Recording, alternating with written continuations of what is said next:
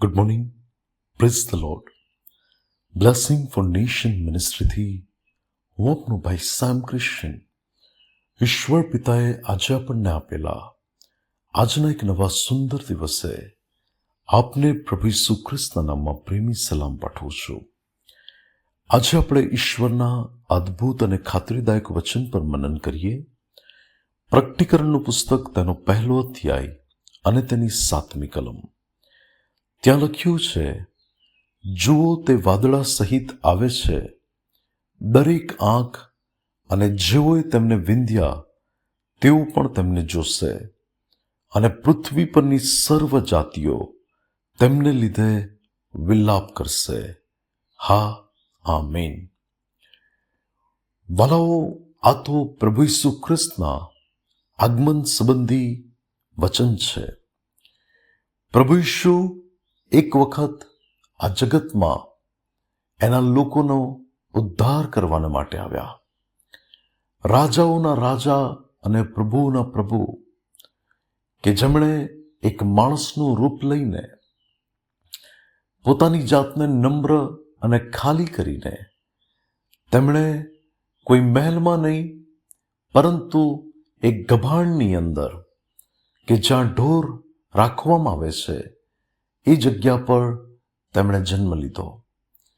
અને તેમણે આ પૃથ્વી પરના જીવનની અંદર એવી કોઈ પણ જાહોજલાલી કે પછી સુખ સાહેબી નહીં ભોગવી, પરંતુ એક સાદગીનું જીવન તેમણે જીવીને આ પૃથ્વી પર પોતાના લોક માટે ઉદ્ધાર એટલે કે તારણની ભેટ માનવ જાતિના માટે તેઓ પ્રગટ કરીને ગયા. અને તેઓ મરણ પામ્યા, દટાયા અને ત્રીજે દિવસે ફરીથી સજીવન થયા. વધસ્તંભની એ ઘટનાથી લઈને પુનરુત્થાનની એ ઘટના પછી 40 દિવસ સુધી તેમણે લોકોને દર્શન આપ્યું અને ત્યારબાદ તેઓ પાછા સ્વર્ગમાં ગયા, કે જેના ઘણા બધા લોકો સાક્ષી બન્યા. ત્યારે 2 દૂતોએ તેઓને કહ્યું કે જે લોકો ઈસુને સ્વર્ગમાં જતા જોઈ રહેલા, કે જે ઈસુને તમે જતા જુઓ છો એ જ ઈસુ પાછા પણ આવશે. ત્યારે વાલાઓ, પ્રભુ જ્યારે ફરીથી આવશે ત્યારે કોઈ સાદગીમાં નહીં આવે, ત્યારે ફરીથી તે કોઈ સાધારણ અવસ્થાની અંદર નહીં આવે, પરંતુ એ રાજાઓના રાજા અને પ્રભુઓના પ્રભુ એના મહિમાની સાથે પ્રગટ થશે. લાખો લાખો દૂતોની સાથે તે તેમના મહિમામાં વાદળા સહિત તે આવશે. ત્યારે વાલાઓ, દરેક આંખ અને જેઓએ તેમને વિંધ્યા તેઓ તેમને જોશે, અને પૃથ્વી પરની સર્વ જાતિઓ તેમને લીધે વિલાપ કરશે.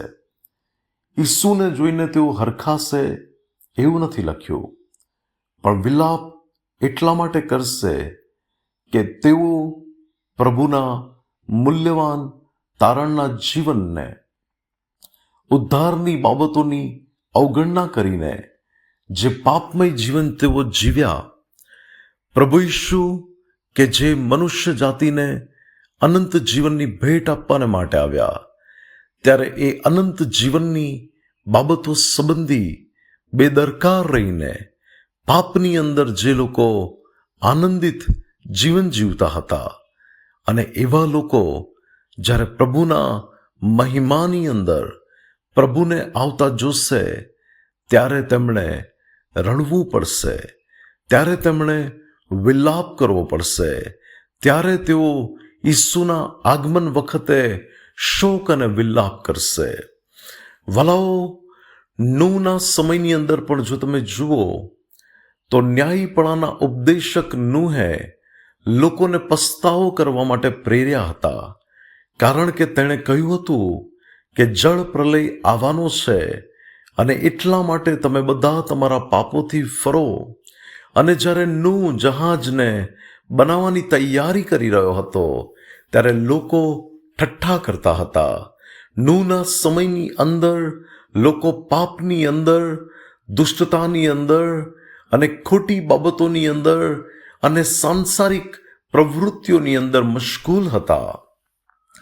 અને જ્યારે વરસાદ પડવાની શરૂઆત થાય છે ત્યારે શરૂઆતમાં તો લોકોને બહુ વાંધો નહીં આવ્યો, પરંતુ જેમ જેમ મુશળધાર વરસાદ વરસતો જાય છે અને જેમ જેમ જમીન ઉપરથી એ પાણી ઉપર ચડે છે ત્યારે લોકો એ જહાજને જોઈને કે જેનો દરવાજો પરમેશ્વરે પોતે બંધ કરી દીધો, જે એ જહાજને જોઈને લોકો વિલાપ કરતા હશે, લોકો કહેતા હશે કે અમે કેમ એ ઉપદેશ ઉપર ધ્યાન ના આપ્યું, અમે કેમ અમારા માર્ગોને ત્યજી ના દીધા કે જે પાપના માર્ગો હતા. પરંતુ વાલાઓ, એ વિલાપ એમના માટે કોઈ ફળ લઈને ના આવ્યો અને લોકો એ જળ પ્રલયમાં ડૂબીને મરી ગયા. બાઇબલ કહે છે જળ પ્રલય આવ્યો અને સૌને તાણીને લઈ ગયો, લોકો ખતમ થઈ ગયા. વાલાઓ, અત્યારે પણ પ્રભુ તરફ વળવાની આ ઘડી છે, અત્યારે પણ કૃપાનો સમય છે, અત્યારે પણ માણસ પસ્તાવો કરીને પ્રભુ ઈસુની પાસે પાછો ફરી શકે છે અને એક નવા જીવનની શરૂઆત કરી શકે છે. પરંતુ જો તે બેદરકાર રહેશે, ઈસુના આગમન સંબંધી એ બેદરકાર રહેશે, એ પવિત્રતાનું જીવન નહીં જીવે, એ પ્રભુની તરફ નહીં વળે, એ પસ્તાવો નહીં કરે, એ નવા જીવનમાં ધ્યાન નહીં આપે, ત્યારે તેને શરમાવવું પડશે અને ઈસુના આગમન વખતે તેણે વિલાપ કરવો પડશે.